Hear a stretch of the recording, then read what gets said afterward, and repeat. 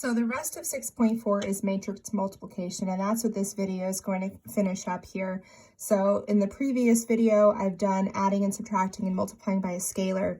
How we do matrix multiplication is entirely different. So I'm going to read through this little definition here. So for an m by n matrix and an n by p matrix, the product, when you multiply together, will have m by p dimensions. So this is very important.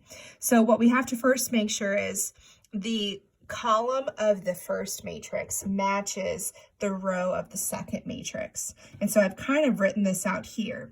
So for part A here, we're going to multiply A and B together. Well, A is a 2 by 3, but B is a 3 by 2. We need to make sure these two inside numbers here match. The columns and the rows match up here. And to figure out what our answer is going to be dimension-wise, you look at the two outside numbers.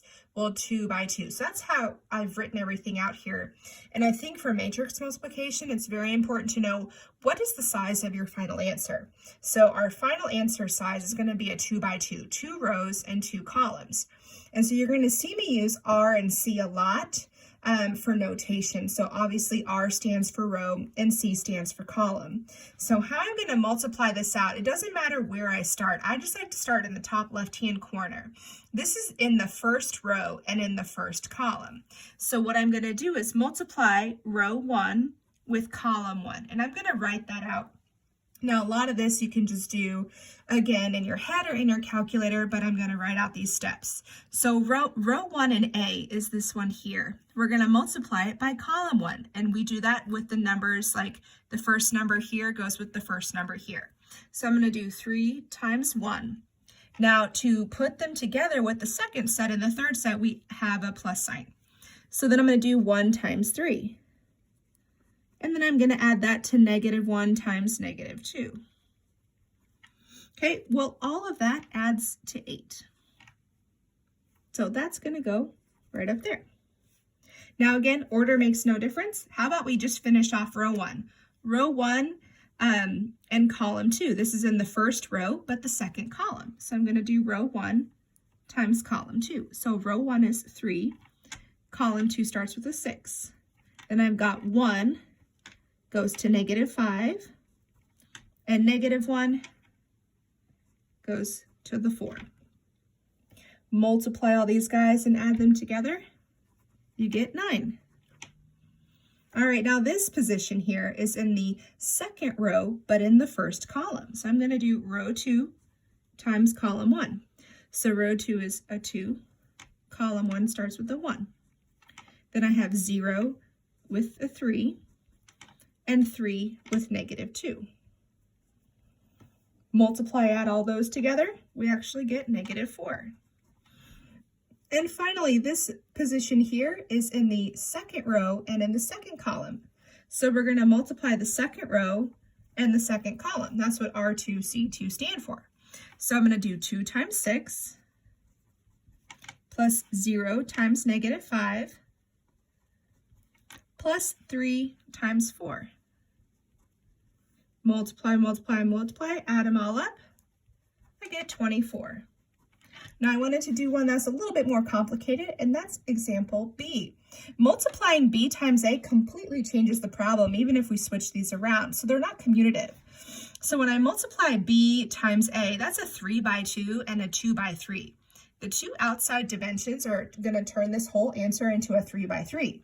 That's why I've written this out. So if I want to start here again, this time I'm going to multiply row 1 and column 1. This is in the first row in the first column. So I have to start with the correct matrix though. So it might help you to write out B first. And then write out A, just so you don't get these mixed up.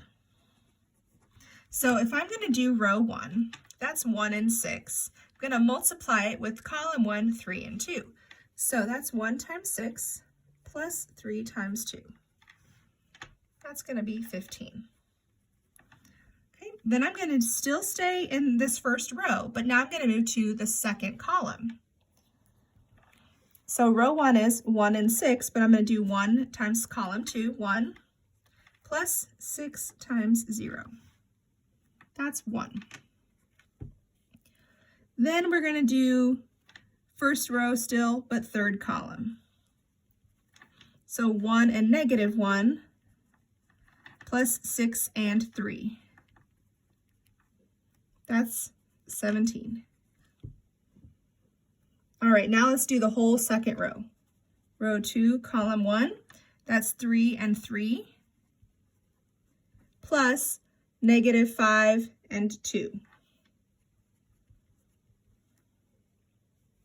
That's coming out to negative 1.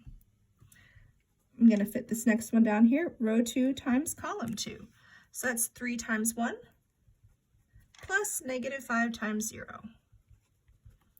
That comes out to 3. I'm going to finish my steps over here. How about row 2, column 3, this position right here. 3 times negative 1 plus negative 5 times 3. That's negative 18. All right, final row down here. So we're going to do row 3 times each of those columns. So row 3 times column 1. That's negative 2 times 3 plus 4 times 2. That's 2. Row 3 times column 2. Negative 2 times 1 plus 4 times 0. That's negative 2. And the very last one, row 3 times column 3. Negative 2 times negative 1 plus 4 times 3. That's going to come out to 14. So do you see how helpful it is? Figure out what your final answer is going to have dimension-wise, and then just start here and say, okay, what is this position? It's in the first row in the first column. That's exactly what you're multiplying together. And that'll help you multiply any two matrices that you need.